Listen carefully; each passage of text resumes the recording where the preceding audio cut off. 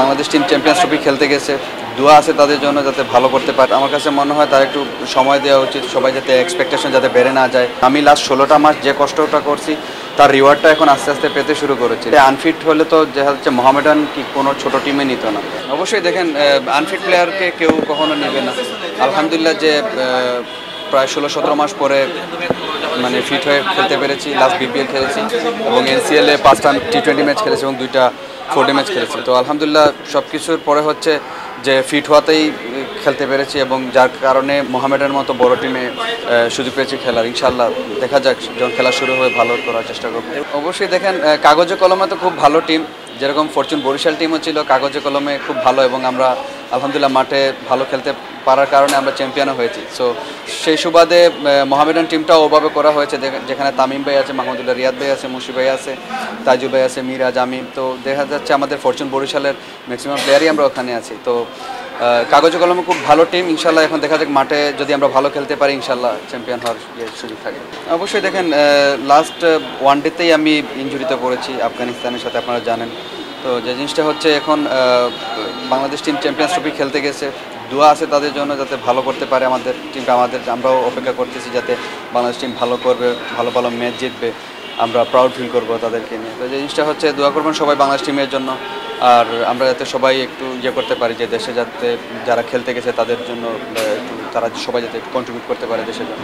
অবশ্যই দেখেন, বাংলাদেশে অনেক এইরকম জোরে বোলার তো জেনারেলি হয় না সম্ভবত। তো এখানে সে আসছে, আমার কাছে মনে হয় তার একটু সময় দেওয়া উচিত, সবাই যাতে এক্সপেকটেশন যাতে বেড়ে না যায়।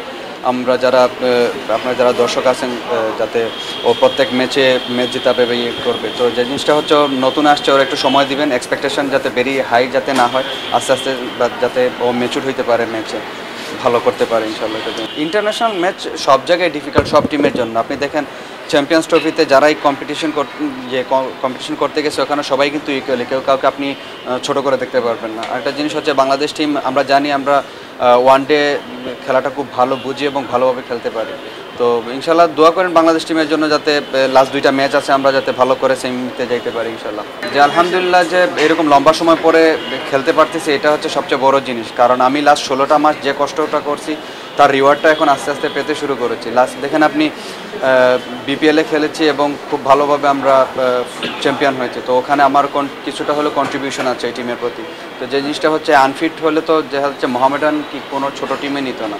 তো ওখানে তামিম ভাই ছিল, মুশি ভাই ছিল, রিয়াদ ভাই ছিল, ওনারা দেখেছে যে আমি কি পরিমাণে হার্ডওয়ার্ক করেছি এবং আমার যে ওয়ার্ক এথিক যে জিনিসটা আছে ওনারা খুব করছে। তো সবাই অ্যাপ্রিসিয়েশন ছিল সবার প্রতি, সবাই যাতে আমাকে খুব ভালোভাবে সাপোর্ট করেছে। তো এখন যে জিনিসটা হচ্ছে লম্বা সময় পরে খেলতে আসাটা হচ্ছে অনেক সবাই কিন্তু আসলে পারে না এই জিনিসটা। তো আমি যে 16টা মাস কষ্ট করেছি ওইটার রিওয়ার্ড এখন আস্তে আস্তে মানে পেতে যাচ্ছে। এখন সামনে ঢাকা প্রিমিয়ার লিগ আছে, ওইটা ওয়ানডে ম্যাচ, 10 ওভার বোলিং করতে হবে ফুল এফোর্টের সাথে, 50 ওভার মাঠে থাকতে হবে।